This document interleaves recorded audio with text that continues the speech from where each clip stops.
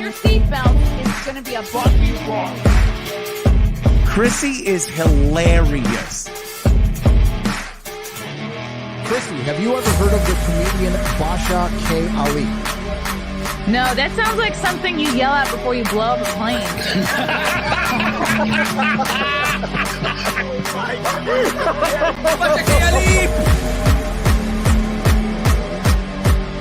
30 seconds remaining. But you know what, Chrissie, to say I dabbled in stand-up is something. I haven't been disrespectful to you at all. I was very confused by the title, Everything Everywhere All at Once, because that's also what we call it when Ash takes off his shirt.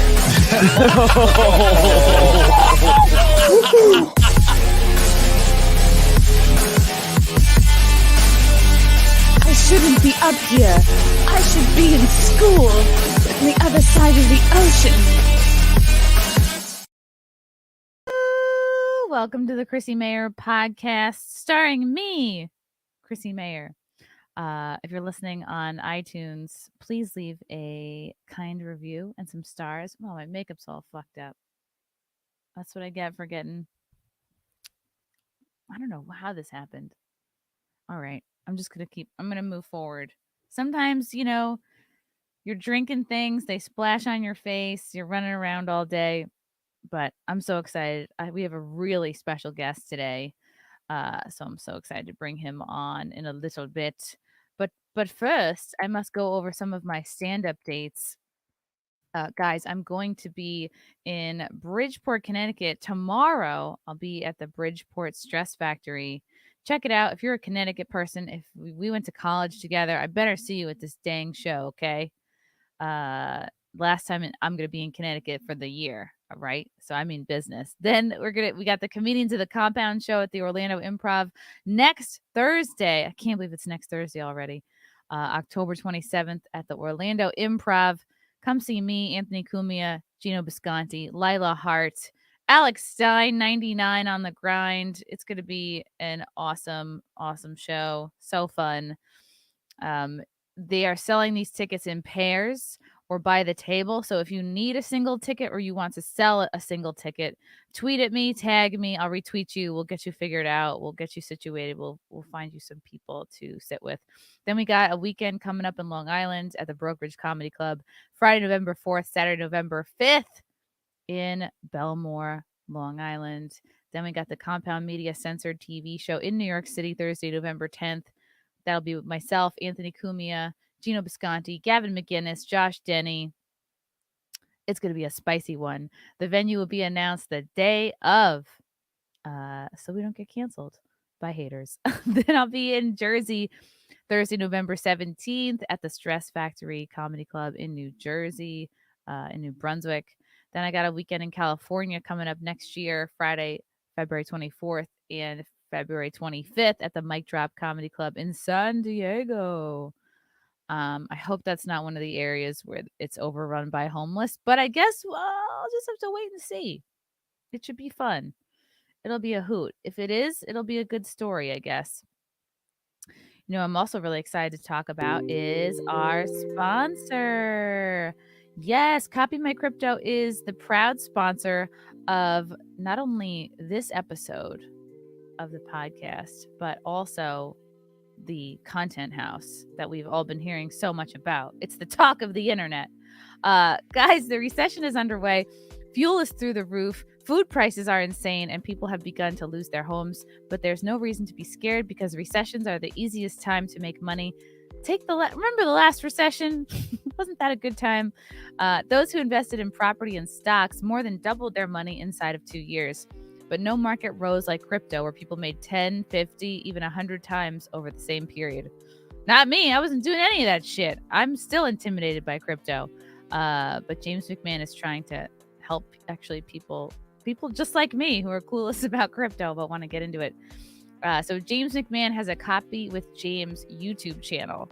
And he's got 22,000 subscribers. And basically he told them all to invest in the same 26 coins that he did. And now, had you put $100 into each one, you'd been in profit for more than 123 grand. At this point, his topic of the year was a crypto coin called Phantom, and that went up a staggering 692 times. And remember, this is all public knowledge. You can go to YouTube and verify this for yourself. James will be sharing every coin he buys during this recession on his Copy My Crypto membership site. It's like having a big brother who knows what he's doing. Oh, like a big brother who's smart and helps you. Not like my big brother. You don't have to know a thing about crypto or how to invest. You just simply copy along and you can get started today. It's that easy. To join the 2,800 members who copy James, go to copymycrypto.com/mayor. That's copymycrypto.com/MAYR.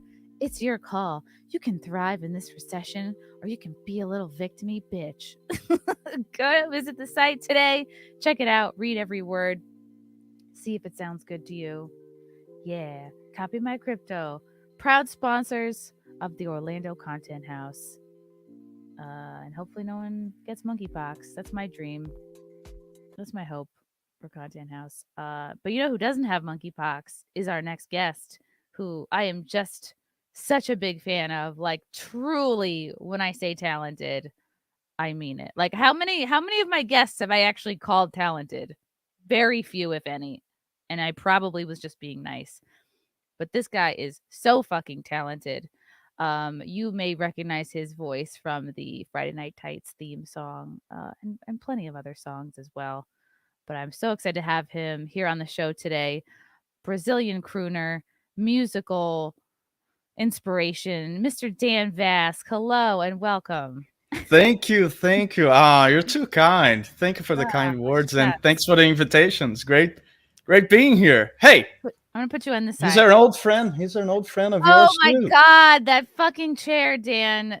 Put it in here just for this occasion. Wow. This chair that Dan has in his of his 1,000 farts. That chair looks like it's been sucking down farts for 10 years. That chair, if you were to 10? No, it's actually older than that. It's probably a 20-year-old chair. That is a 20-year-old. That chair is made of farts. Like, it is brown. It is demoralized looking. It looks sad. It looks like. Let me tell you, it's comfortable. It's the most comfortable chair in the world. I don't know about its other qualities, but yeah, it's comfortable. Just as long as nobody sniffs it. Yes. That's not a chair. You don't bring that. I hope you put that chair away if the ladies come over. I don't bring ladies up here. What? Oh, okay.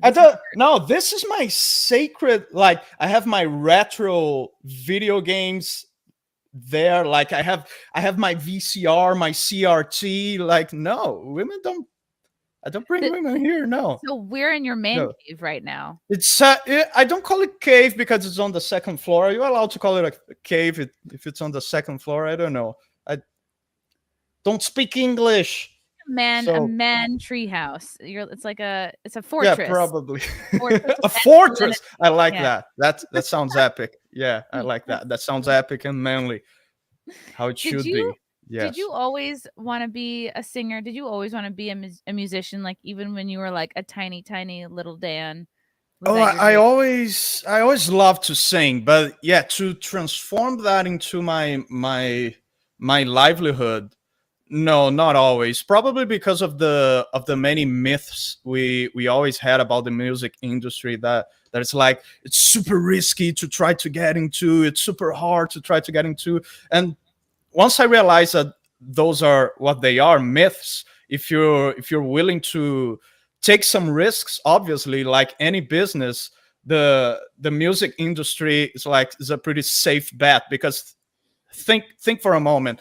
What was the time in history that we didn't have music as a source of entertainment for humans? Like, pretty much never. Yeah. So yeah, if there's an industry with a constant demand, is the music business. So if you're willing to take some reasonable level of risk, like in any other business, is a pretty safe bet. So as soon as I realized that, I said, yeah, that's screw college, screw my normal job. That's what I want to do. Did you start college and not finish, or you just were like, fuck, yeah, this is not for me? I started business school, and I was in business school for about 2 years. I did half of it. It was 4 years total. I did half of it, but at the same time I was trying to make it in music. But then I thought, well, both of those fields in my life are coming out mediocre, so I'll probably fail in both. So I better focus on in only one thing. So yeah, I dropped out of college, and in the same week that I did that, I was already making a living with music. I was already making money with music. Yeah. Wow, that's really amazing. Were your parents supportive of this? Like, did they have faith in you? Because like I guess I kind of had the opposite journey where it took me like years of like, I got my degree, was told my whole adult life, like, you're not gonna Cool. succeed at this. You're not gonna make any kind of a living. And so I like got the degree, worked in corporate America for like 10, 15 years. And then What's your degree on? okay. Oh God, it's communications. It Communication. basically Well, it makes sense. Kind of makes sense. Come on. a communications degree, Dan, literally just prepares you to be an executive assistant. Basically, they're like the classes might as well have been in like answering phones and sending emails, because that is what I did in every single like. Ooh, like, can you make a doctor appointment for a 75-year-old man? Like that's so secretary school. Yes, I should have just gone to secretary school.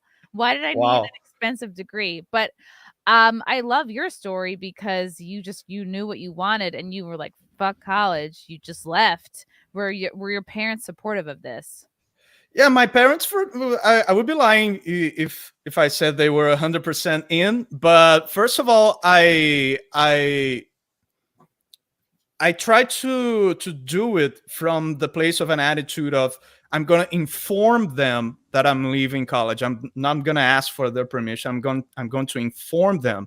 And if they disown you, it's like, dude, no parents will do that for a kid that's like trying to be happy. Come on, unless your parents are broken, in which case you want to disappoint them if your parents are broken. But it was not the case of my parents, fortunately. So when I did that from a place of, hey, this is what I'm doing, I think they saw in me that sort of an adult vibe that I was displaying, that and later when I started to make money with it, I think they were pretty much 100% on board when they saw me making money with it. So, but yeah, a lot of people ask me, hey, how, because when I talk about that stuff in public, young people ask me, hey, how should I approach this with my parents and such? And I always tell them, hey, try to have the attitude of, hey, this is what I'm doing and this is what I want. This is what is going to make me happy. And this is bigger than you. This is bigger than you. Unfortunately, I love you. I will always love you guys, but this is bigger than you. My happiness is bigger than you, because if I'm not happy, I cannot make you happy too. If I'm not taking care of myself, I cannot take care of you. So yeah, I think that's the attitude to approach that. That's very wise. I don't know. It just feels like you had a lot of wisdom at a kind of an earlier age than I feel like most people mature. Like it takes them, I don't know, 30. Well, it's just I owe that I owe that to the people I had the blessing of learn from and learn with. Well, my parents in the first place were the people that in sort of instilled that mindset in me that, hey, take care of you first so you can take care of others. So, but I also had a pretty good mentor. His name was Tom Hess, and it was one of the last investments my dad made in my music career before he passed. He was a music career mentor that was pretty much one of the most important things that happened to me. One of the most important people that came into my life. That mentor helped me a lot with that sort of mindset too. Tom Hess, great guy. Is he still with us? Yeah. He was the guitarist from one of my favorite bands of all time, Rhapsody of Fire, and I think he is one of the most successful.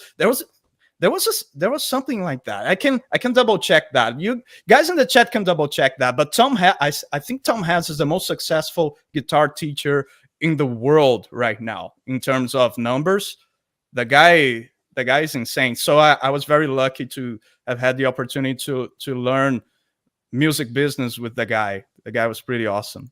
And when did you start with Tom? Like at what age did you sort of find him? I was 25. Yeah. I was 25 and coming out of a serious episode of depression. It was my last one too.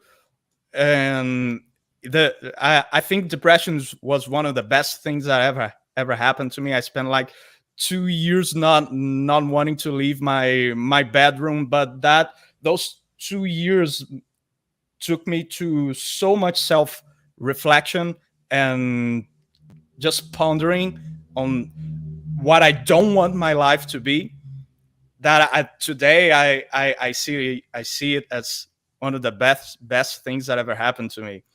So yeah, it was during that time. Do you think your depression was like a little bit of fearing what you were about to get into, or are you making the right decision, or a lot of that too, and also like just not having a target, not knowing exactly what I wanted, and of course those are things that make depression worse. But depression is actually doesn't need to necessarily have a reason.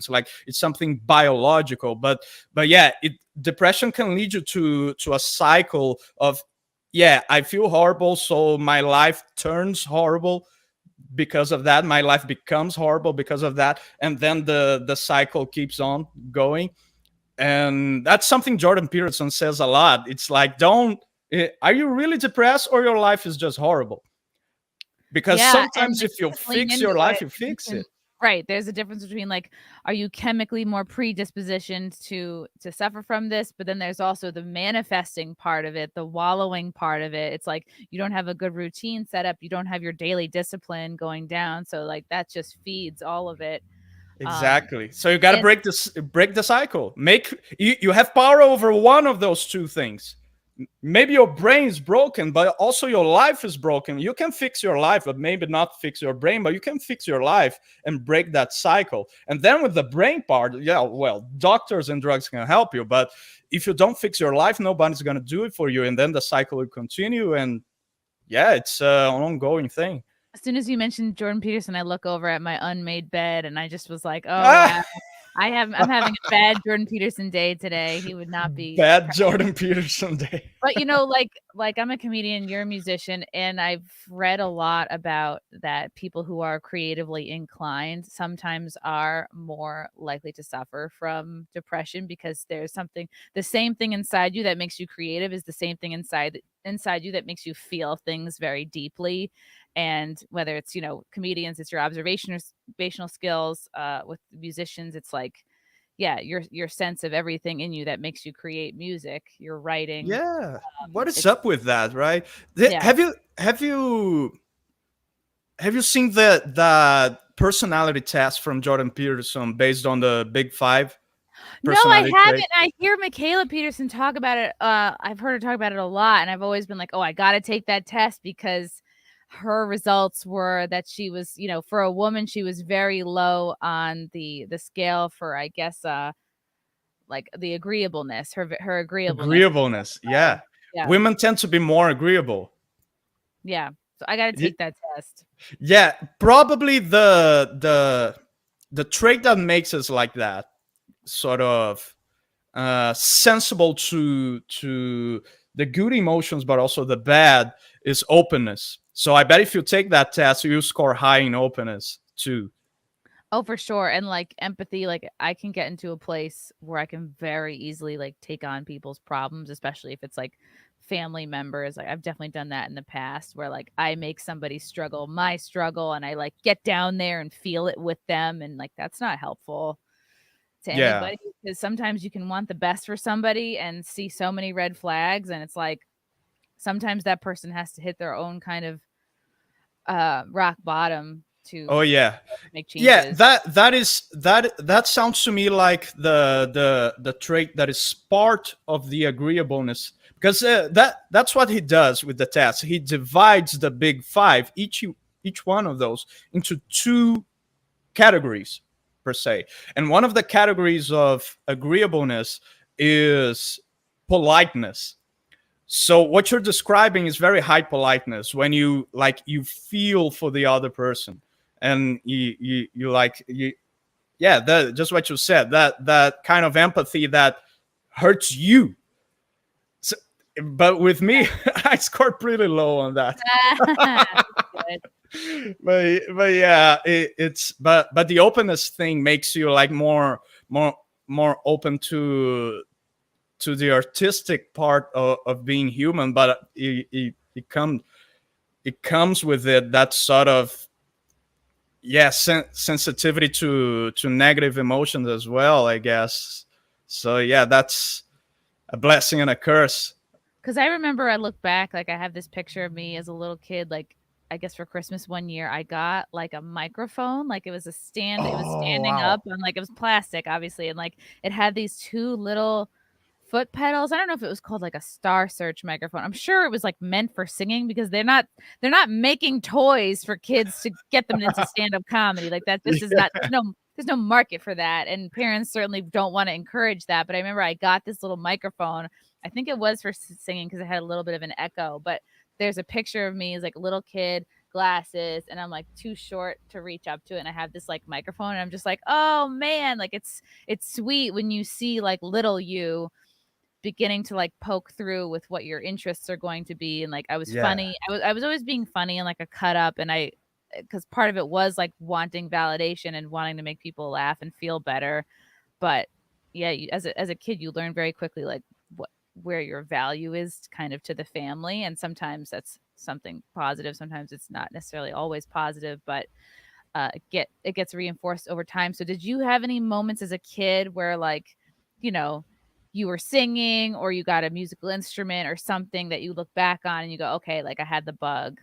Oh, absolutely, absolutely. One of the earliest registers of me as a human being, before I was even able to speak, was me singing, was me trying to sing.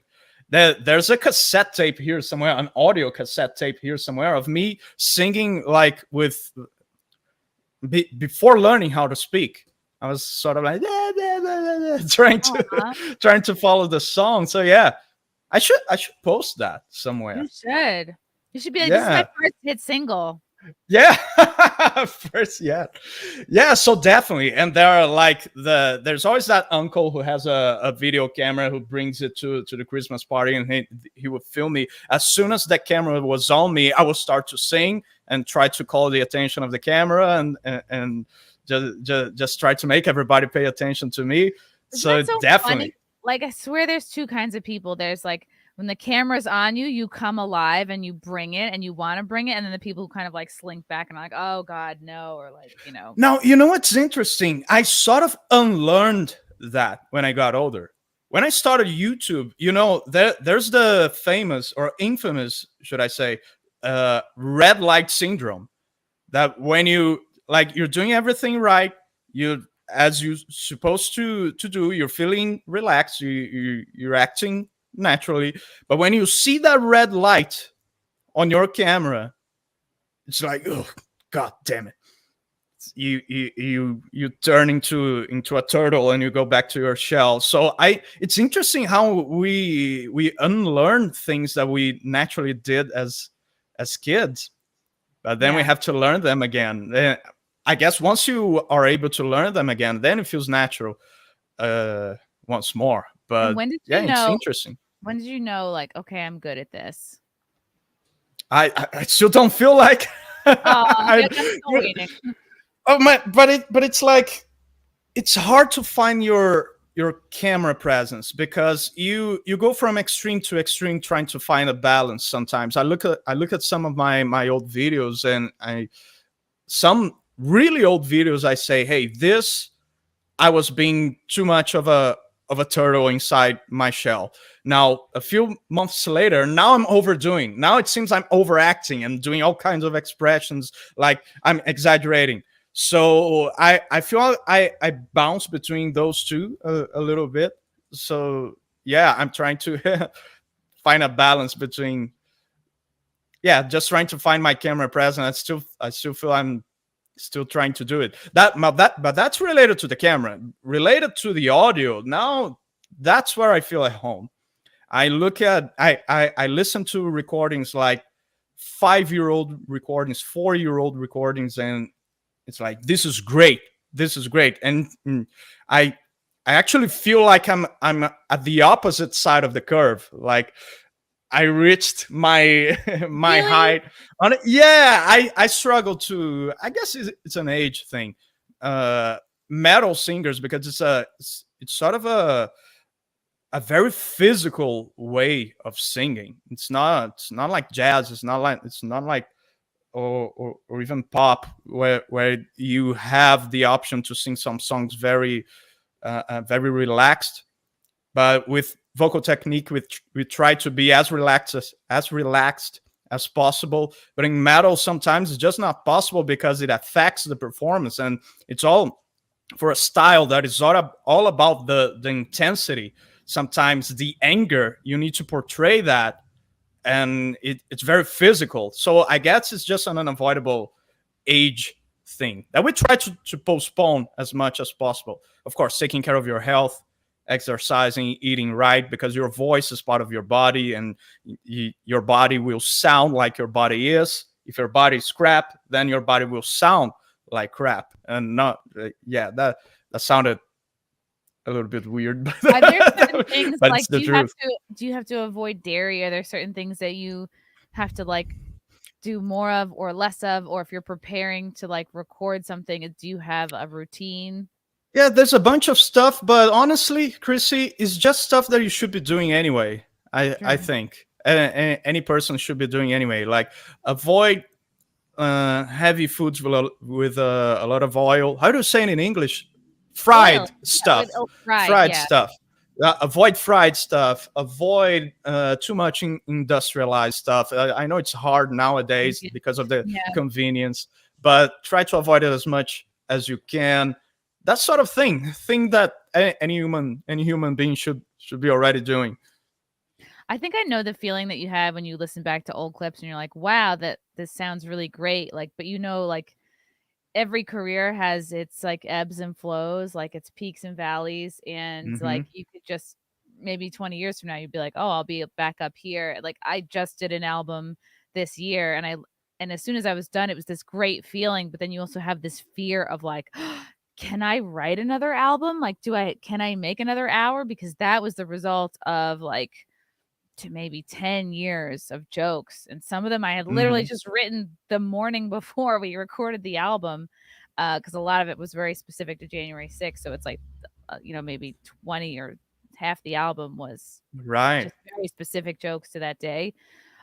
So I do know that feeling of like, ooh, like you just don't know what's coming for you. Is your best performance behind you? And Yeah.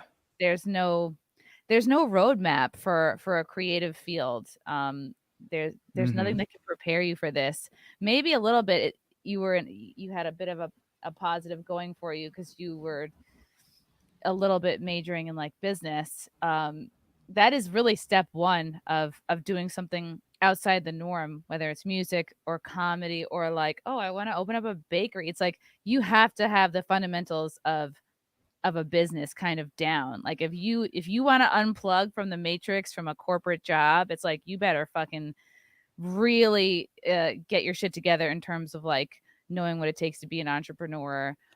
Just basically business skills. Some of it's working on just getting your own discipline up. Uh, Yeah. Oh, but Chrissy, let me tell you, I learned so much more, so much more in the business science, in the business discipline. I don't know how to call it. Out out of college, so much more than in college, oh because yeah, it's like, to me, when as soon as I left college, and started doing it for myself, managing myself, my own career, and just being trying to survive on the market. I was like, man, nothing on college prepared me for this. Nope. It's like going to a library to read about bodybuilding and expecting to get buffed. That's not how it works. I think theory is the antithesis of business. Mhm. There are few things as far between as theoretical stuff from college than from business, like water and fire. It's not even funny. Those people, as you said, with the, it was communication school. Yeah. As you said, with communication school, And a women's it's studies minor. Don't forget the women's studies minor. Really? Oh shit! I was a foaming at the mouth feminist, so I have that. That's interesting. That's interesting. How did you fall off of that? Oh God, it was just like I was totally a little bit brainwashed, but also the friends I was surrounding myself with. It's like if you're basically like a young white woman going to college, in New England, in America, it's like, come on, everything was stacked towards like, I'm going to be a feminist, I'm going to be a Democrat, I'm going to be a huge liberal. It's like, it's kind of how you grow up, like just being in college and everybody that age. And then you grow up, you get pushed out of the nest, you actually have some jobs, you have to start paying taxes, you have to like be a grown ass person. And then just over the years of being like, oh, like, I really want to meet a guy, but I'm not doing the things that I need to do to like attract the type of man I want. Instead, feminism convinces women that they have to act like it convinces women that you have to act like the very type of man that you are attracted to. You know what I mean? Like you try to become the thing that you actually want, but that's not how attraction works. Like a lot of times it's the yin and the yang. Like you have to be the thing that type of man is attracted to. Exactly. And so unraveling that over the next, I guess, like 10 years or so after college, and just realizing like, oh, I don't hate men. Like I have issues with my dad, but it's like, it's not every dude's fault that your last boyfriend sucked, or like just trying, you realize you got to take everybody at face value, and just realizing like, oh yeah, we do need men to help put the air conditioners in the window. Like every year I am going to need somebody to help me do that. So you really can't cross them all out of your life. Yeah. So basically real life was the cure. Yeah. Oh, for sure. I was like, this is not practical. Feminism is like not practical. And not like practical.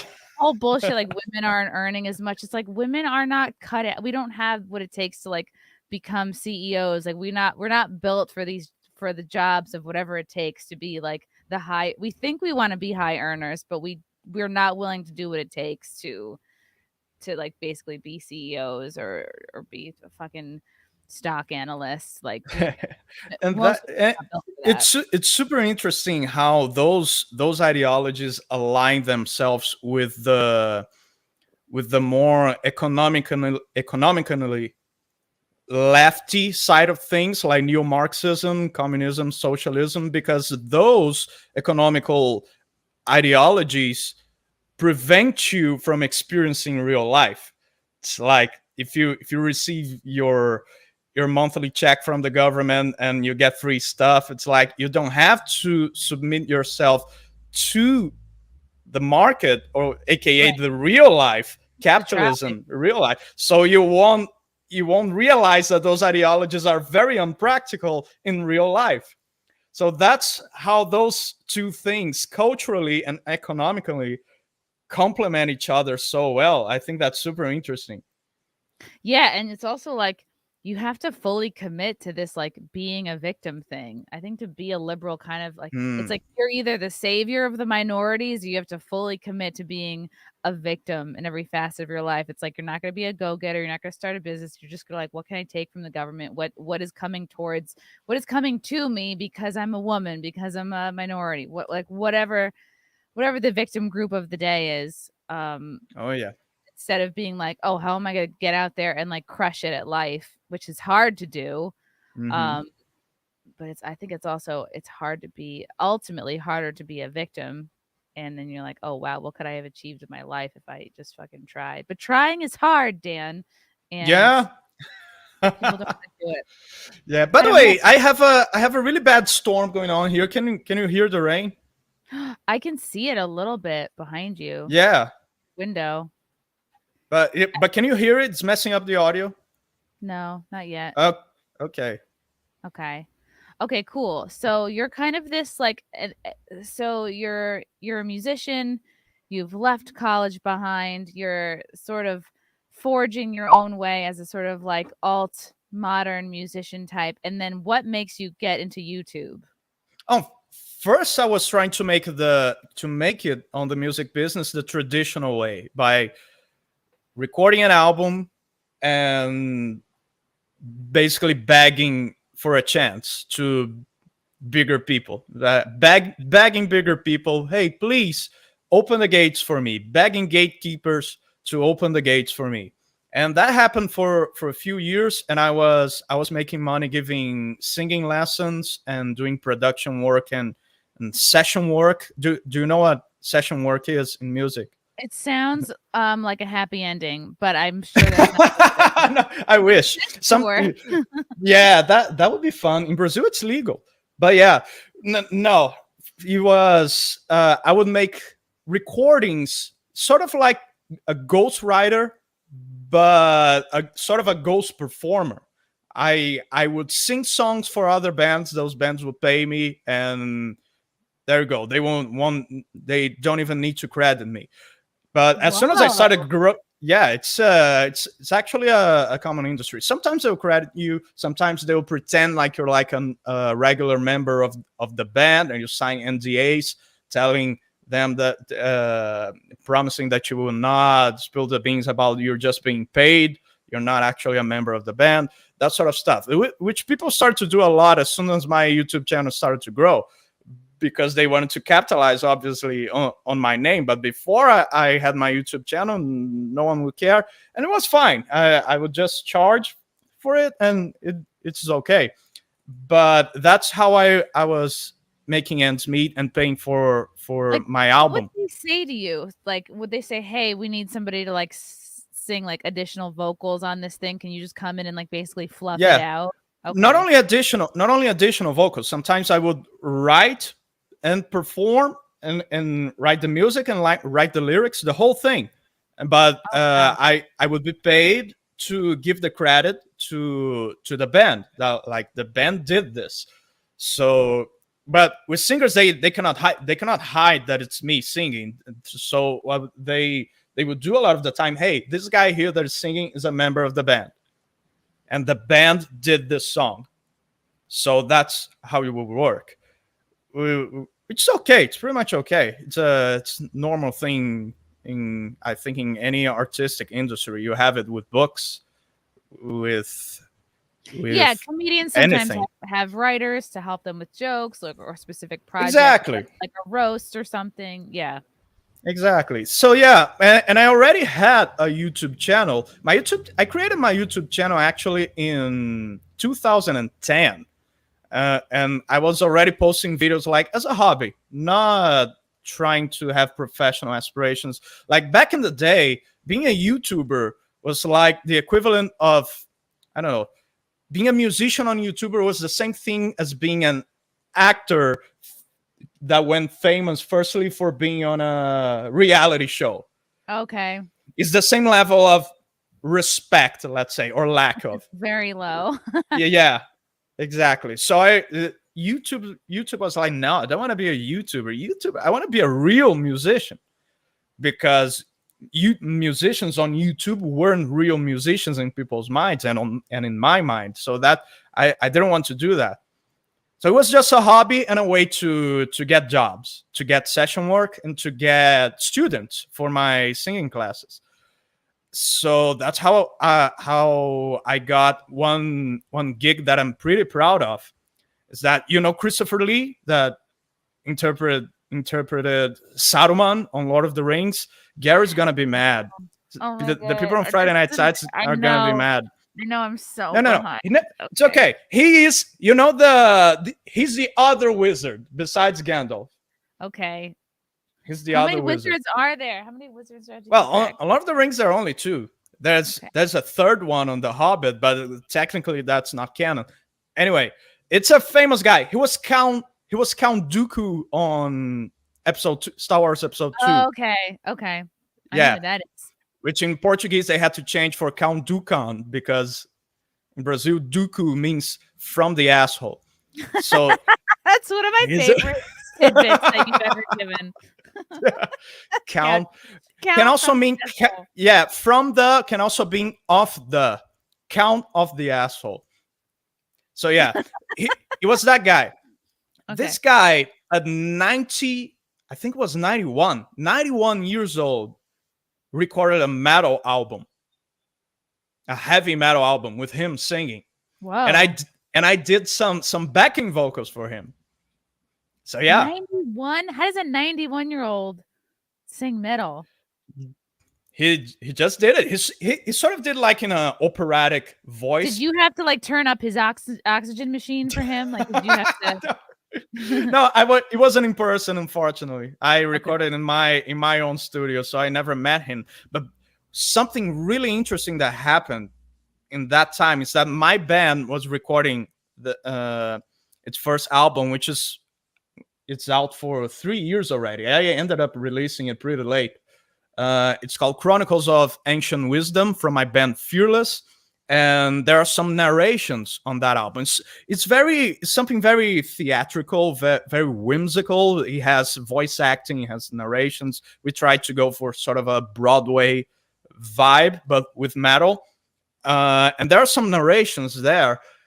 Christopher Lee was supposed to do those narrations because after I did that gig for him, his agent, the guy was called Juan Aneiros, was a Spanish guy. His agent saw that I had a band and he was like, "Hey, I showed your band for Sir Christopher and he loved it." I was like, "Oh my God." We had an EP with 4 songs at that time. And I was like, "Oh my God." So Christopher Lee liked my music. So I took the opportunity and said, "Hey, we have a few narrations that, I don't know, maybe he could do." And they said yes. Ooh, cool. So he was back when he was recording some of his last scenes for The Hobbit. I think it was The Hobbit, the second Hobbit movie, and he was shooting his scenes in London for that. And Juan Aneiros, his agent, was like, "So yeah, when he finishes his stuff with The Hobbit, he can record those narrations." And we had a whole deal with their record company, which was called Charlemagne Productions. So this guy. Exactly, yeah. And the picture with the green screen up there was one of his last scenes. Like, he was super old there. I think he was already 92 in that picture when he was recording for The Hobbit. So after he finished doing that, he would record our narrations, and Charlemagne Productions would release it. They would grab a percentage of, the usual record label stuff, grabbing a percentage of touring, record sales, and merch. It was what we call a 360 deal. They would take care of everything. But then after recording for The Hobbit, he started feeling sick and was just postponing it because of health issues and postponing it, and he died. He passed. So yeah, we were almost the last thing that Christopher Lee ever did. Wow. Imagine that. And you can't put that on a resume. It's like no, yeah. Hey, I almost worked with Christopher. Yeah. Yeah. That's really neat though. So yeah, that was a pretty interesting but disappointing thing that happened to us. You have no clue whose radar you're on, and then every once in a while you get a little like something comes through or someone hits you up and you're like, "Oh, this person's aware of me." Like this, it's they discovered me on YouTube and I had less than 5,000 subs. Wow. Less than 5,000. So you never know who's watching. even now. Do do do do do do do. Yeah. So so what happens between YouTube and clearly you're a nerd, Okay. and then you discover the FNT crew? Yeah, I was well, first of all, the whole Disney Star Wars thing happened, right? And everybody was really disappointed. Most people were out on episode 8, Last Jedi. I don't know the English names. I don't know the names in Portuguese. The Last Jedi, right? Most people were out in that movie. I was already out on the first one. I was like, what? Han Solo dying? Fuck this. I don't want this is not Spoiler. Star Wars. Yeah. Oh, come on. The movie is out for 10 years.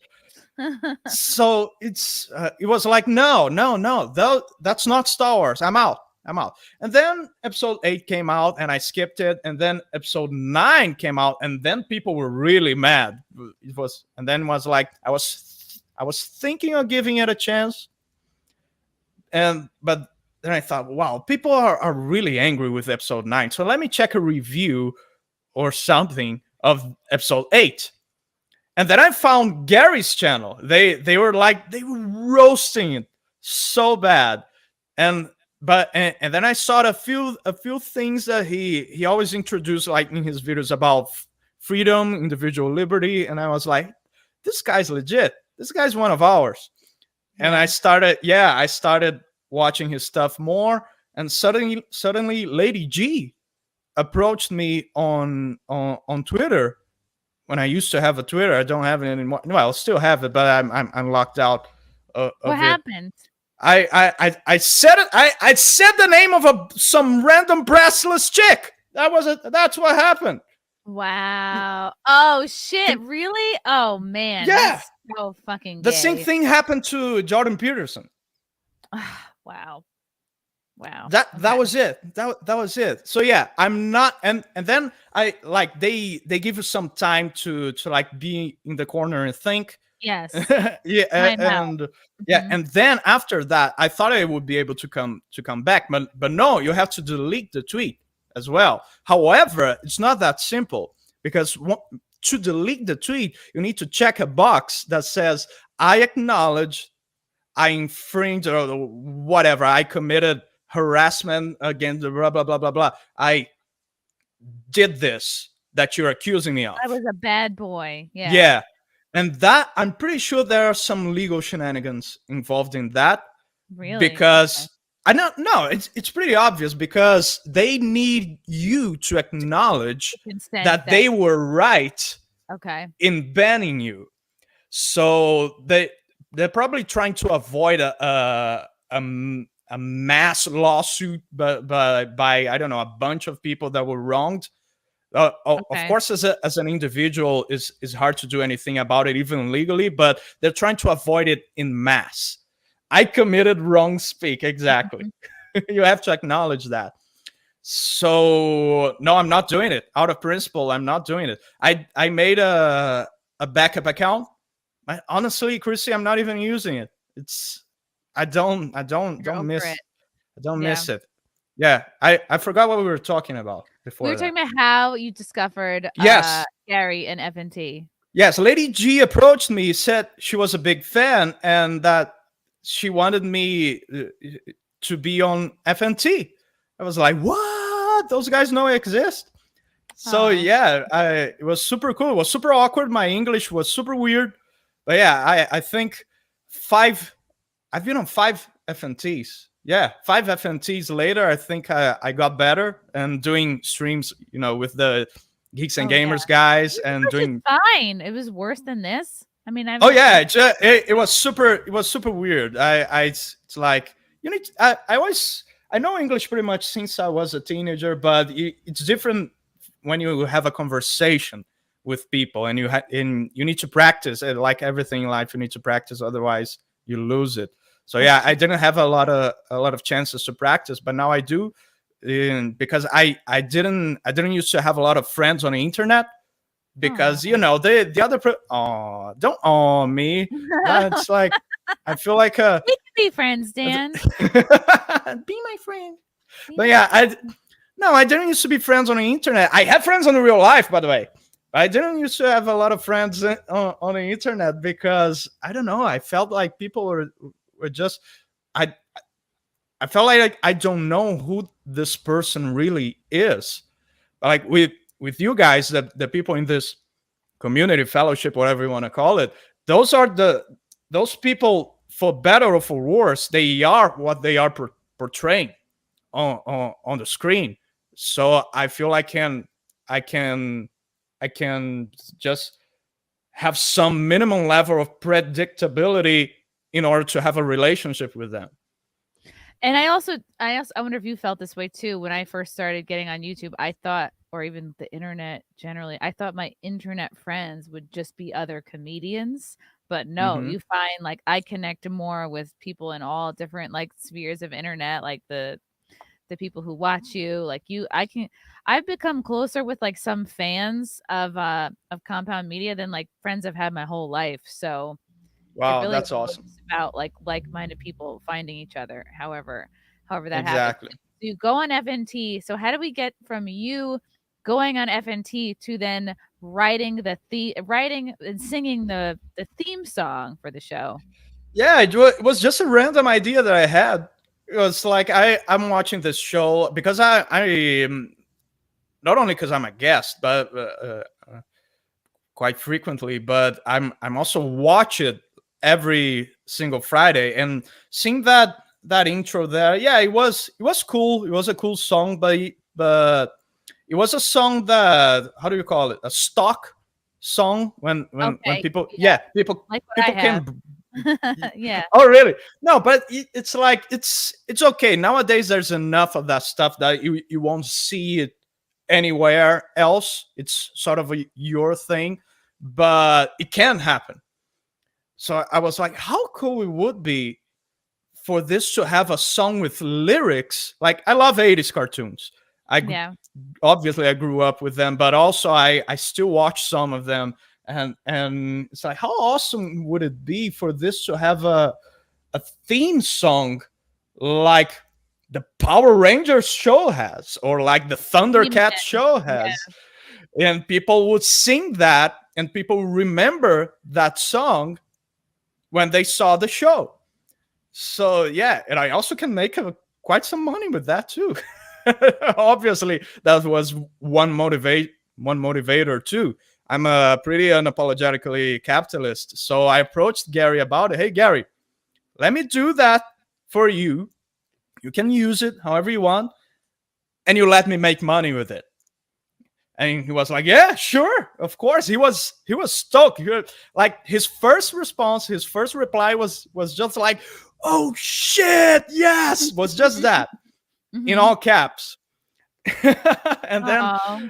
I kept emailing the guys, especially him and Jeremy and S, and asking for directions, inspiration, and giving some of my own ideas as well. And some of my main inspirations were Power Rangers theme song, Thundercats, Silverhawks. What else? Basically 80s cartoon stuff, and I think it pretty much gives that vibe. It's like sort of It does. something pretty epic, and an adventure is about to start. That's how it sounds. It like every time Yeah. I hear it, I get excited. Now I want to play a snippet of this. Should I play it off the one that's on your YouTube? Because the video for that is slightly different. Yeah, that one's longer than the one that they. It's the extended version. The intro version, I think it's on Nerdrotic Live, but I think you'll get the weird audio if you play like straight from here. You should download it or something. Oh shoot! Because I Because remember when it first came out, I did download it, but that might have been on a different phone/computer. Now I'm really sounding old. Okay, so let me see if I have it here. Okay, maybe if I just put into YouTube. Yeah, the one that's on your YouTube. The one in my YouTube is the extended version, but it's like, Yeah. it's only 1 minute longer. Okay, I'm gonna play this because this is dope. Okay. If you guys haven't heard this song, you're living under a rock or something.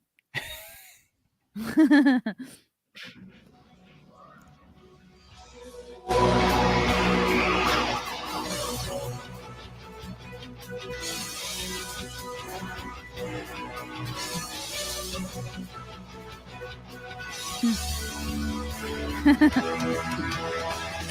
come and the crowd cannot wait. Oh, hail Friday Night Lights. I apologize because I'm probably late. Oh, hail Friday Night. Oh, yeah, there's the funny lyrics. Radical lights. I had the organize. It's Friday Night Tights. Friday Night Tights. If you're still not offended tonight, oh, hail Friday Night Tights. Rest assured that the chances are high. Oh, hail Friday Night Tights. Radical lights. And highly organized. It's Friday Night Tights. Friday Night Tights.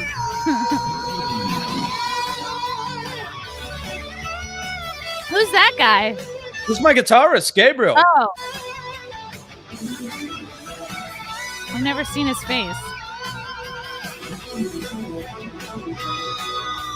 Time has come, they are finally here. Oh, hail Friday Night Tights. We're not affiliated, just so we're clear. Oh, hail Friday Night Tights. Radical lights. It's Friday Night Tights. Sweet Mother Mary, turn on the audio gallery. It's Friday Night Tights. Friday Night Tights. Friday Night Tights. Friday Night Tights. Friday Night Tights.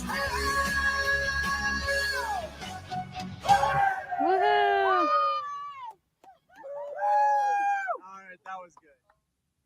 All right, that was good. is that line? I haven't heard it that closely before, but is the line "turn on the audio, Gary" that you're saying? Yeah. Turn on the audio, Gary, because he keeps forgetting, and I'm like, gonna insert a reminder on the song. What an awesome fucking song! Like, I still feel chills. you. Like, it like pumps me up. That's like the testament to the power of music. Like, it makes you feel all over again. And when you were asking the guys for feedback, like, what kind of questions were you asking them, and then like what were they telling you? Like, what kind of guidance were they giving you?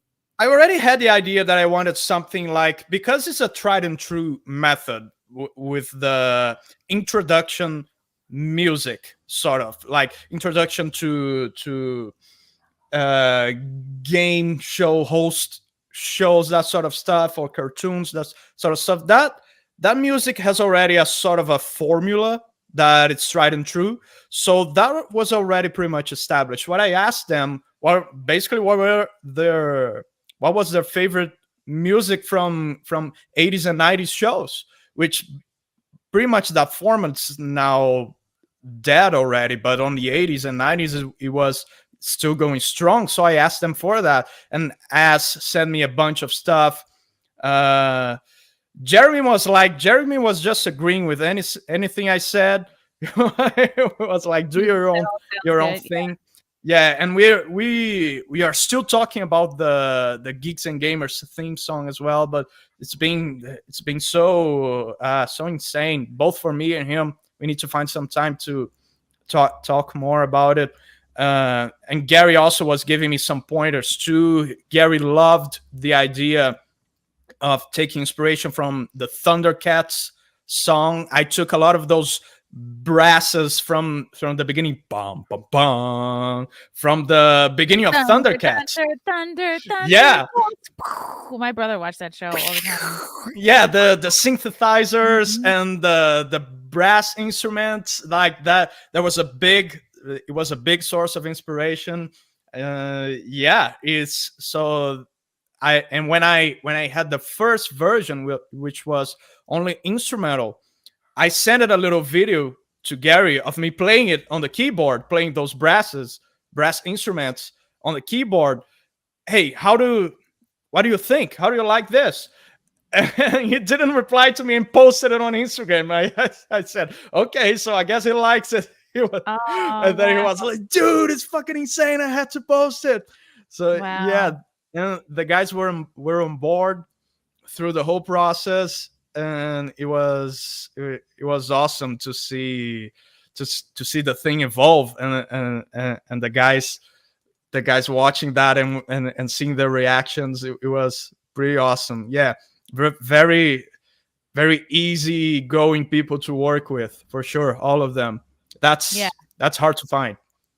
And the song was released on August 27th, 2021, and it hit #1 in the All Styles charts for 3 days, on, I feel like longer, but according to your bio, 3 days on Amazon US and Amazon UK. Were you expecting that kind of response? Well, I thought I said this on the email to Gary. Hey, let's get this song is going to the charts. So I that was already sort of the intention. But overall, number one on Amazon, not on Amazon Rock, not on Amazon Heavy Metal, not on Amazon whatever, but on Amazon period, number 1 on the same week that Iron fucking Maiden had a new album. Oh man. I wasn't quite expecting that. I imagine Bruce Dickinson looking at the charts and going, "What the hell is this? Who is this guy?" Yeah, the cover is so funny too. It was that naked ass with the guys flying on it. Yeah, so that makes me laugh so much. That's really cool. Yeah, so it was awesome. It's the power of the fans, really, of that fellowship that we were able to build. Not really build. I don't like that word. It's sort of like that we managed to attract and gather and just build a relationship with. That's a better expression. And like we all feel like parts of one magnet, and the more of us come together, the more we attract. And everyone seems like it different, but we share the same like key values. It's pretty much. It's sort of it reminds me a lot of what was happening like in the middle of the last decade, like on 2015 and 16 with the intellectual dark web. Like those guys were starting to surface: Ben Shapiro, Jordan Peterson, Joe Rogan. And they were completely different people from each other, but what they had in common is like they were able and willing to listen to each other and just have a respectful and honest conversation about whatever subject. So I get that same vibe with us, except we're a lot less respectable. Yeah, for sure. I wouldn't have it any other way. From Charles, hooray! Dan's a great singer. This will be good. Thank you, Charles. Juan Gutierrez, Chrissy, you always a vision of loveliness. Oh, stop it! Go on. Stop it. The Richie too. Oh, what happened to Richie 1? Has Dan written you a theme song yet? We talked about this, right? But I was so busy at the time. Yeah, we need maybe after I write the theme song for Geeks and Gamers, we can talk about that again. Oh my god, I'll pay any price for the honor. Well, maybe not. Not my butthole. But yeah, we were possibly thinking about working together for the Content House intro, because I want that to be banging. But I'll possibly just use something that you've already done. And you gave me an interesting, I guess, factoid about YouTube that I don't fully remember, but the way you explained it, it was very interesting. About the covers? You said if I use a cover of something that you've made, like a rock version of something that's maybe more like a ballad initially, or if you change it enough, then YouTube doesn't pick up on it, like the copyright, like don't pick up on it. Eventually, I bet they will, because they're losing money with that.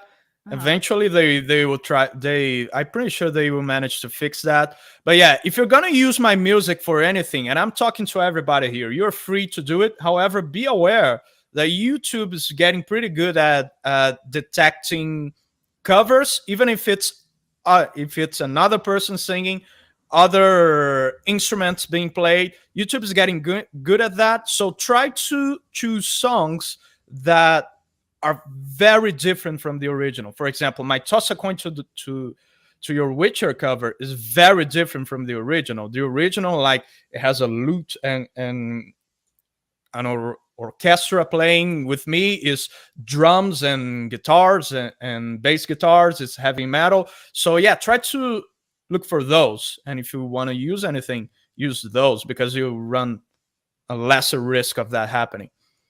Like this one? Ooh. Yeah. No bard, grace to ride along with Geralt of Rivia. Along came this. Woo! How do you shoot this so that like it's like everything is around you is black? Like, how do you shoot this? Yeah, that is my old setup. It was just a black cloth in my studio. My brother used to call those videos like the Islamic State videos, because it was just a black cloth. It's pretty much what they do too. This is your Death to America setup. Yeah. Death to America setup. So what I do here is, just so you think I have this enormous room with black walls around it, what I do is that the camera stays on the same place, pointed towards the same wall, but I myself used to turn. So the camera is on. It's on the same camera here. I recorded 3 different times, and Wow. I'm just turning myself. I'm just changing positions myself, so you think I have like multiple cameras aimed at me. Oh wow, that's really smart. Yeah, it looks Yeah. pretty high production. But I don't do that anymore. Now I actually have a place in my garage where I actually move the camera around, and so it looks more realistic. Cool. Well, the effect is really neat. Okay, cool. Let me go to this West Britannicus. Hey guys, Dan, I'm a big fan of your covers. Please cover Square Hammer by Ghost or Dungeon Master by Visigoth. Oh, interesting. Yeah, I get a lot of requests for that one, Square Hammer. Thank you. It's like I have this list of requests that's probably 300 songs in there. So yeah, if it takes me a little while, don't be mad. Don't be mad. We're adding it to the list though. From Phoebe. After I discovered Dan, my life changed. He and his music motivated me to start working out regularly, and I lost a lot of weight, and I feel better and more healthy than ever. Oh my god! Awesome. I always say that with my music. Like, I want to make music that heavy metal is music that you can work out to. If you cannot work out to it, it's not heavy metal. I was always pretty much against the sort of metal that pretty much exploits like negative feelings, in the sense of self-pity. That's the expression I was looking for. Like wallowing. Yeah, I hate self-pity music. And a lot of people like call emo, that basically. emo. And Yeah. but like, if emos were Pokemons, they would evolve to new metal. New metal, it's sort of the bastard child from punk and emo music and hardcore music, and they called it new metal. And obviously this is a generalization. Not all new metal bands are like that, but it's a lot of self-pity, and both lyrically and musically. You can just feel the negative emotions coming from the way that the music is sounding. Even if there were no lyrics, like there is stuff you can do with the harmony, with the chords and stuff, to portray certain kinds of negative emotions. And I don't like that. I don't listen to it. If you're a musician and you want to make music like that, be my guest. I have nothing against you, but I'm not making that sort of music. I don't want that sort of public. And yeah, my music's for working out, for achieving things, and it's okay to talk about stuff. It's okay to write lyrics talking about having a hard time, but there's a beachy way to do it, and there's a big pee way to do it. Right? Of all the things that have been said on the show so far, I'm gonna say big pee way. Yeah, the I think you big should look PP at, way. because there's depression, sadness. There's energy in that, and like you can turn that into good and something productive, or you can like sink deeper in it, and then you get unproductive. So Yeah, I there's a way of talking about those sad feelings from a point of overcoming them instead of bitching about them. That's what I yeah, meant by big PP. get that big peepee energy, guys. Yeah, and Yeah. it's we. Some days like I'll go weeks and I'll be like I'll just forget that music exists. I'll be like, oh yeah, like it's almost like I don't know, you get caught up in your routine and working and you forget like, oh yeah, just fucking take time and listen to some music. It can really lift you out of a bad mood quicker Yeah. than you think. From I Patrick, cannot go 24 hours without listening to music. that makes sense. I can't go 24 hours without making a dumb joke. Patrick Reed, that's so awesome that Christopher Lee liked your work. Yeah, it's very Yeah, it was very an cool honor. that you almost worked with him. Almost. You should put that in your bio. Yeah, Almost. almost worked with Christopher Lee. From Dragon's Advocate, speaking of Dan's songs and downloading, ask him why his newer stuff is not on Bandcamp anymore. I want to buy the high quality songs. Good to know that you want to buy them. Yeah, Bandcamp is awesome because they are the only platform that allow for lossless quality downloads. So yeah, I'm slowly getting my catalog in there, but I need to have time. Maybe I should hire someone to do it. Yeah, Yeah.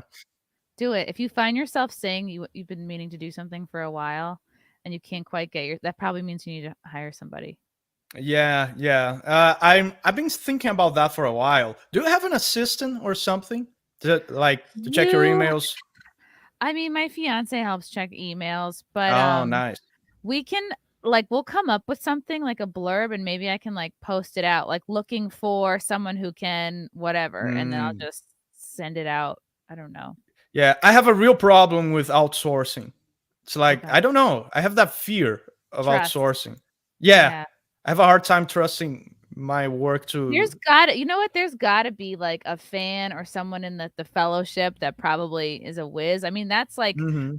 my people that I have like clip my podcasts, like were fans, and the people that like help me with Discord, like they're just people that are watching your stuff anyway. And like over time you build a relationship and trust with them, and then they're just part of your friggin' crew. So Yeah, it's probably gonna be all right. Just need to man up. you need that Big big PP. energy. Big PP. Yeah, just wanna. Yeah, From exactly. Imranesu, Chrissy asked Dan about meeting Fabio Leone. Oh, Fabio Leone. I told you about Rhapsody, one of my favorite bands of all time, Rhapsody of Fire. And he recorded a video with me like a couple months ago. It's on my channel. It's called Dawn of Victory, and it was pretty amazing because I remember being a teenager on a barbecue with my friends, having some fun and listening to Rhapsody and just listening to that guy's voice for the first time, and just it's like the closing of a circle. It's now having him here on my garage from Italy. Wow. Just down here in Brazil in my garage recording with me was insane. It was insane. Did you have him sit in that chair behind you and like fart into it? No, I didn't bring him up here. I should have, but he was so much in a hurry because he was in the middle of a tour with Angra, a pretty cool metal band that he's part of nowadays. But yeah, I managed to take a picture with him in my couch pretending we were talking. So yeah, Ooh, that's cool. it was pretty awesome. Ask Dan about his whalebone collection. Oh yeah. You have a whalebone collection? No, I don't have a collection. People are exaggerating. Just but one. Wait. There, behind the mic. Oh God! What part of the whale is that? It's like I don't know how to say it in English. Yeah, neck? it's one of the backbones. How's it called? Vertebrae. Okay. Yeah. Whoa, that's cool. I found that on the beach. Like I tripped over it. So my family has this beach house on a very secluded beach, like what is the expression? semi-deserted Private? beach. Okay. And one day we were taking a walk on the beach, and I tripped on something, and was like, "What is that? Is that a piece of wood? It's white. It's not wood." So I started digging. So yeah, there it was, and with my mother, under my mother most strong protests, I brought it home. Oh my God. Yeah. So yeah. Are you bringing that into the house? And you're like, yes. Don't worry. I'm So, going to put yeah. it in my fortress of masculinity. That's cool. From Pretty Trinoculus cool. Dan, how do you preserve your voice when you sing heavy metal music? It's got to be super tough. Yeah, it's like it needs to start one day earlier. You need to start warming up your voice. At least for me, I start warming up my voice on the previous day when I'm singing or when I'm recording or doing a live gig or something like that. So warming up your voice is a pretty big deal. And then after you finish singing, just shut up. Shut up. That's why live gigs fuck your voice up so much, because after the show you're meeting people, and then you're having loud conversations because most of the time it's a festival and another band is playing and you need to talk louder. So yeah, the best thing is to shut up. I'm in a fortunate place because I don't need to do a lot of live gigs. I actually don't need to do any. When I do it, it's just for fun. So I'm just recording at home, and I'm able to just finish the recording and shut up and not talk to anyone. So yeah, that's pretty big too. That's a big deal too. And then what we talked about earlier, just take care of your body and your voice will follow. Cool. Did you feel like you got over, you said it at first when you got into YouTube, there was like a little bit of a stigma, like, oh, you're not a real musician, you're a YouTube musician. Like, have your feelings changed on that at all? Oh yeah, the paychecks helped a lot with the overcoming. Well, this looks pretty real. Exactly. So yeah, I'm just it's such a blessed life to have, being able to live a rock star life without needing to do the like the bad things that a rock star needed to do back in the day, like being on the road. Oh, What? yeah. What was that? Like get chlamydia. Yeah, that too. I mean, But if you yeah. do it on your own terms, yeah, on your own. And exactly, being my own boss. But yeah, because traditional rock star are basically employees. They're employees. They're not their own bosses. They need to respond to a gatekeeper. So yeah, we're so blessed to not need to do that anymore. Of course, the industry is still there. That sort of stuff still happen, but now we have the option to do stuff our own way, and it's such a blessing. And another thing that I forgot to mention that helped to overcome that feeling too, and not only overcome it, but make me want to do it, not as a plan B, but as a plan A, was when I received a proposal from a record label that wanted to sign me, and they were actually pretty excited in signing me. That was, I believe, in 2017, 16. Yeah, 16ish. And it was a record label from a band that I admire very much, one of my favorite bands of all time. And when I received the contract by email, it was like, oh my God, that's the life of a rock star? That's what I'm supposed to give up? Like they were offering me like 12.5% of the sales of my own records. What? 12.5% of the sales of my own records, and that's not uncommon. That's not uncommon in the industry. 50% of all merchandising, and I would have the obligation of releasing 5 albums in 5 years, one per year.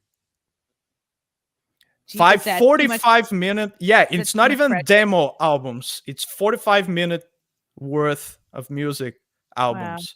Yeah, so your favorite bands of all time, they probably didn't release 5 albums, one per year in a row. That's insane. That's pretty much insane. And it's just, yeah, not for Wow. me. I will have to ask them permission to do interviews, Ugh. to like work with other bands, that sort of stuff. And small pp percentage, exactly. That's a small pp life. That's a small pp life. That's not asking people for permission to do everything. That's small pp life. Come on. God, I'm gonna title that. I'm gonna somehow title that this episode "Small PB Life." How to not live a small pp life That with can that Dan please Vasc. be like your book? Can that be your life story? Yeah. Write your first My book. biography. Yeah. How to not live a small PP life. Yes. Love to petite tickle. I'm drunk and happy. Oh wow, that's good. Here, Nice. here. Is that how you spell it? Anyway, keep rocking. Keep on rocking, Dan.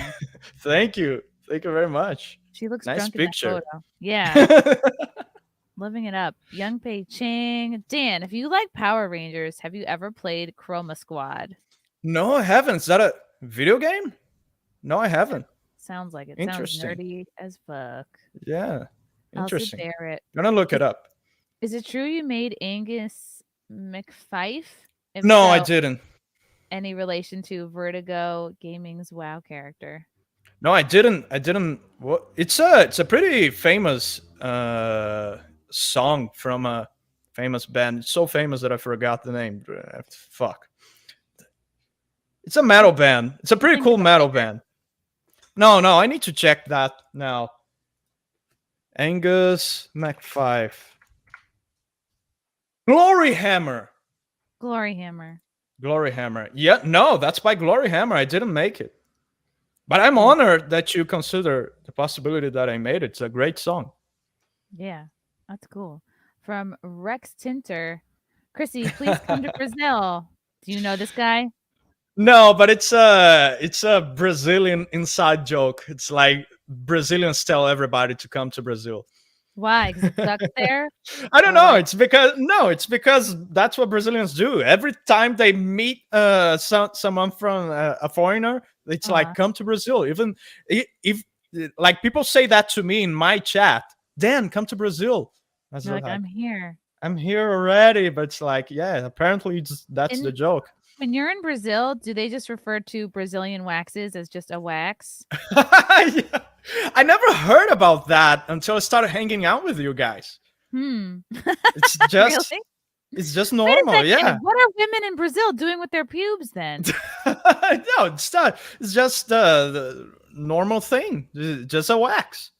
Okay. You do call it a wax then. Yeah, it's just wow. Yeah, interesting. I get rid of that stuff. Yeah, okay, cool. Get rid of that stuff.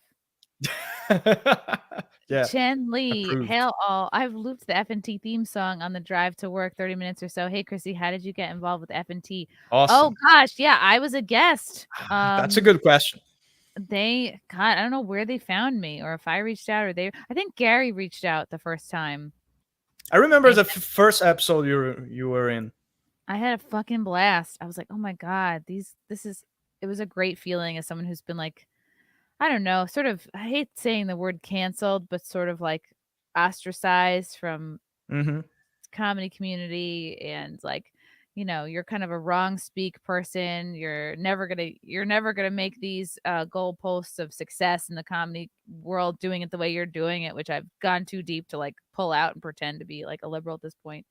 So it was great meeting these guys and just being like, oh wow, we have the same kind of like values and the same things piss us off. So it's been cool. They're great. Yeah, they're great dudes. That's it. I can totally relate. Sensei Sharkbait, are you working on a song for the real BBC too? There's already a song of mine. It's not really mine. It's a cover that they're using. Oh, by the way, that cover, you should ask Pierre Chen. You should ask Pierre Chen about that song that they use on the real BBC because they just keep using it. I don't know if they're having problems with that. That's Kickstart My Heart. the cover that I did of Kickstart My Heart, and they use it just every intro. Cool. So maybe that song is green lighted for some reason. I don't know. That song should play when, like, it should come with those machines that you have to like rub together and then like clear, like Kickstart My Heart. Yeah. That should Oh play my. while they're doing that. Kickstart My Heart. Young Pei Ching, top 3 dream list for bands you could jam with. Number 1, definitely Manowar. What a big PP name, right? For a band. Manowar. It's named after a jellyfish. No, it's a Viking boat. It is? At least I like to think so. There's also a jellyfish that's called that, but no, it's not because of that. Come on, you just ruined the big PP moment. Okay. Manowar. Okay. So number 2, Dragon Force would be pretty cool too. Dragon Force. That's big PP name too, but it's more nerdy. Dragon Force. And number 3, Sabaton. Ooh. There you go, my top 3. I don't know any of those. Check Manowar. Okay. Check Manowar. That's easier to remember. Okay, yeah, because of the jellyfish. Young Pei Ching, Chroma Squad is indeed a game love letter to Power Ranger type shows made by Brazilians. Also has a great theme song. Really nice. Now I'll have to check it out. Cool. See, not all Brazilians know each other, Young Pei Ching. Yeah. It's a big country. It's what I say about Asians too. I'm like, oh, do you know this other Asian from my life? Yeah.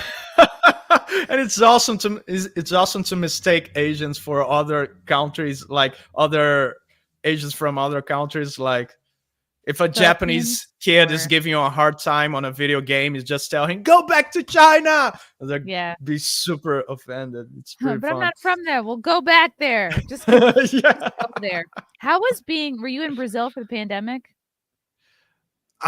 Each state was different. Yeah, there was definitely some fucked up stuff here. Martial law stuff, like you couldn't. What is it called when you can't leave your house after a certain time? Oh, lockdown. Yeah. No, it's not lockdown. It's curfew. Oh, curfew. This curfew is something that doesn't enter my mind. It's just like I cannot understand how someone in their right mind will look at this and say, hey, it's okay doing that. It's completely okay to do that in a democracy. It's just weird. It's weird. Fucking curfew. It's weird. Yeah. God, oh my God. Did you how did you feel like was like the pressure, like the so after lockdowns, what was the vax pressure like in Brazil? Oh yeah, it was pretty high. There were people that were, a lot of my friends taking the jab out of pressure from their employers. A lot of people afraid of losing their jobs. Really fucked up stuff. I'm in a fortunate place to not have an employer, so I didn't take it. And there was also a mask mandate in my town for about 1.5 years, and curfew is not big PP. That's true. And by the way, I ignored the curfew a few times and nothing happened. But because like, imagine the news. Hey, so and so was arrested for breaking the curfew. Imagine how would that sound? So I imagine even the government was like, yeah, let's say it's gonna happen, but yeah, try to avoid arresting people. Yeah. Flaccid PP, exactly. But yeah, there was a mask mandate, and I didn't leave my house wearing a mask one single time in those 2 years.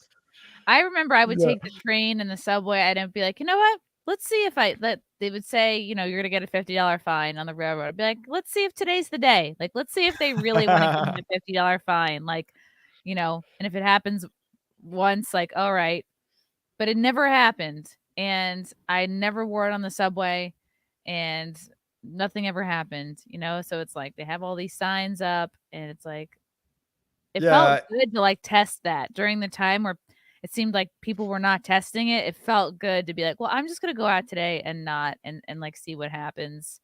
Big PP move. Big PP move. Yeah. But I think fortunately the West in general, we're still in a place culturally where that stuff is unacceptable. That stuff is weird, at least for a significant part of the people, of the population. So I believe most battles that are won or lost on politics and with the government were already won or lost in the culture, in the cultural sphere. So if we can keep our culture this way, like authoritarianism is weird, it's bad, is evil, while we can keep that, and how we keep that being the culture, talking about it, talking with our friends, even with ostracizing socially people who insist upon it. It's like, make no mistake, social ostracizing is a powerful and peaceful tool to change the culture, and it's totally moral and totally legit.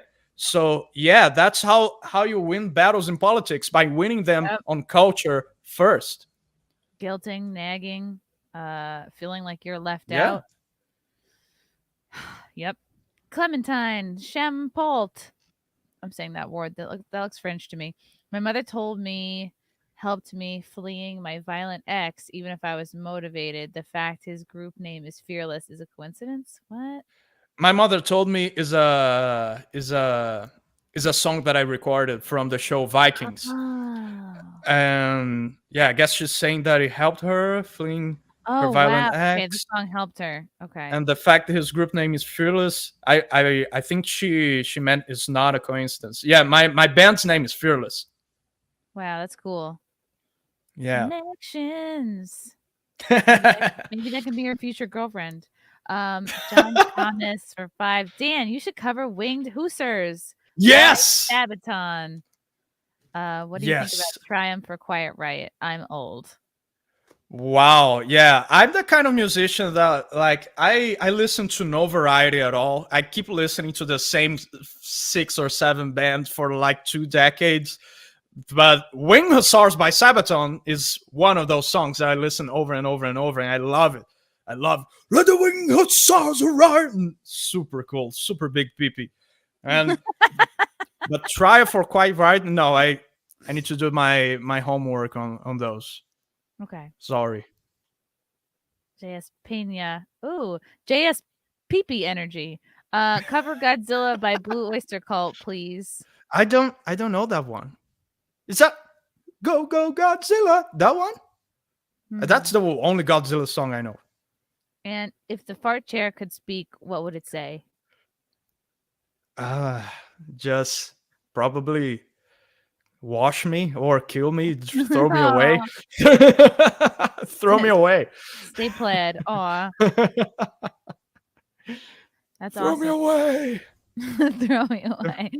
Put me out of my misery. With the Biden bad impression voice. that was your Biden voice?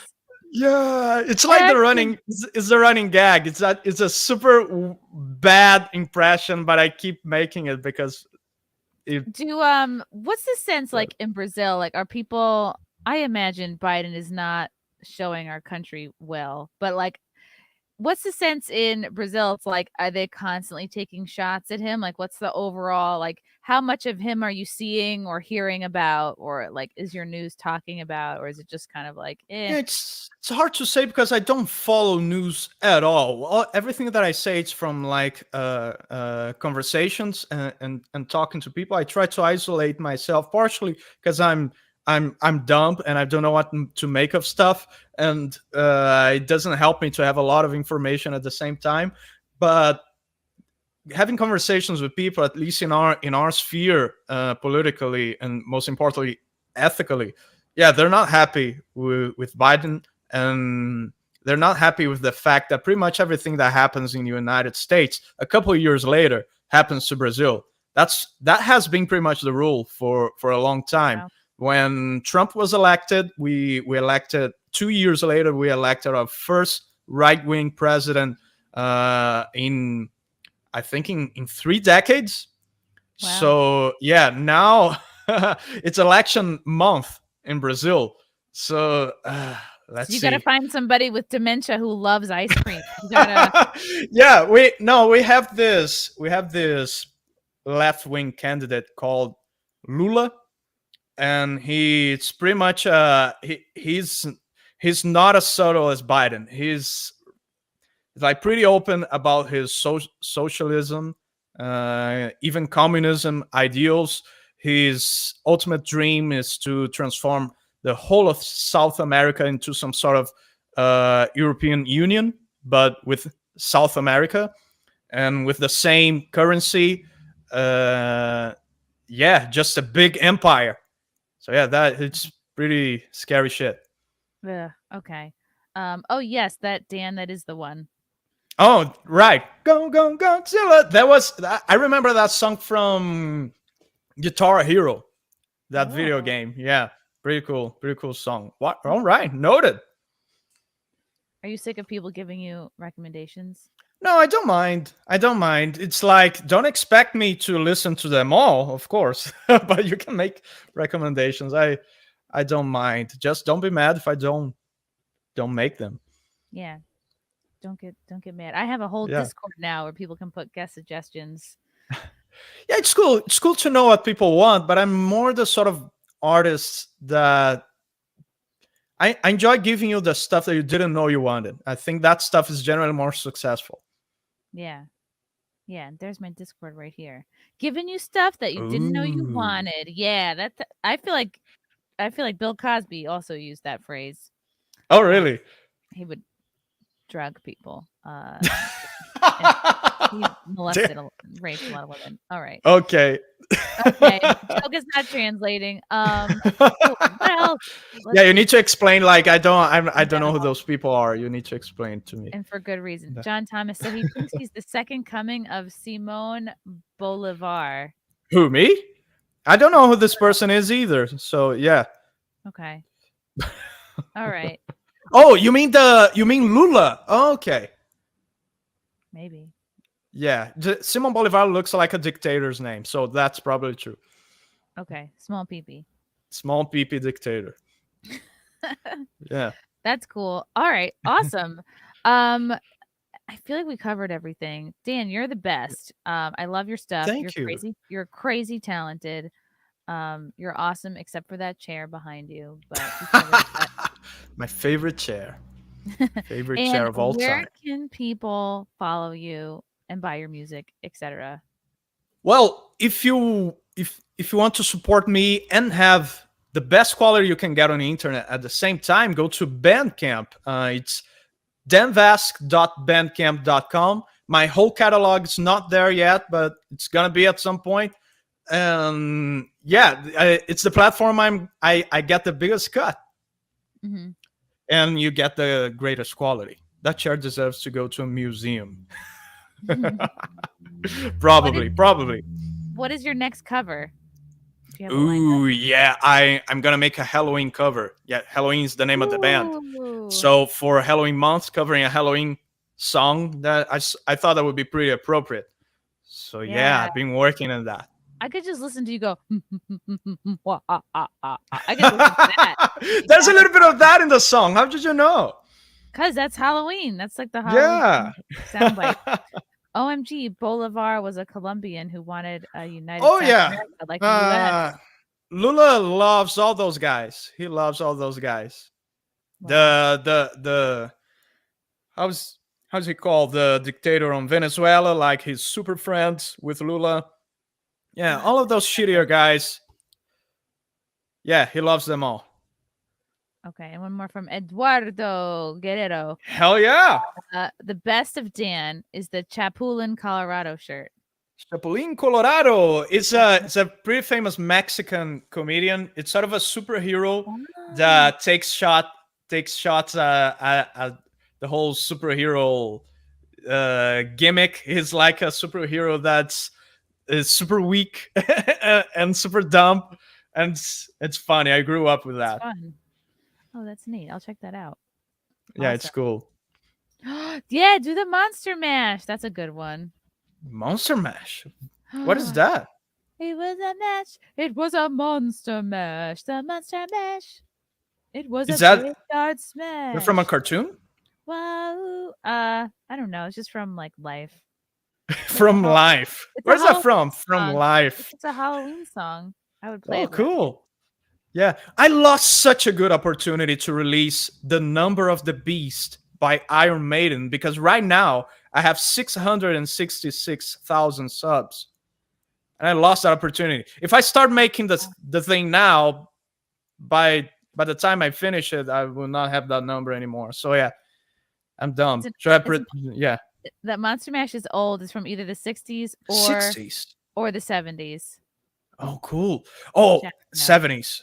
70s. If it's from the 60s, I don't know about 70s, but if it's from the 60s, it's probably not copyrighted anymore. Oh, yes, that's a I think I think the limit is like 50 years. You can copyright you can keep the copyright of a song 50 years, I think. Don't quote me on that. I think so. I saw that Dan had 666 subs the other day and it freaked me out. Yeah, exactly. Lost the opportunity. I lost the opportunity. Oh, who knows? Maybe you'll lose some and you can do it again.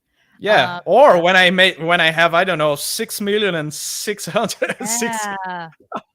Yeah, There we that may go. take a while. Yeah, sweet. Okay, Dan, thank you so much for coming on the show. Oh, You're a thanks delight. for the invitation. I loved it. It was So awesome. talented. The most Thank you. talented. Thank you to the chat for your comments and questions, and we will see you next time.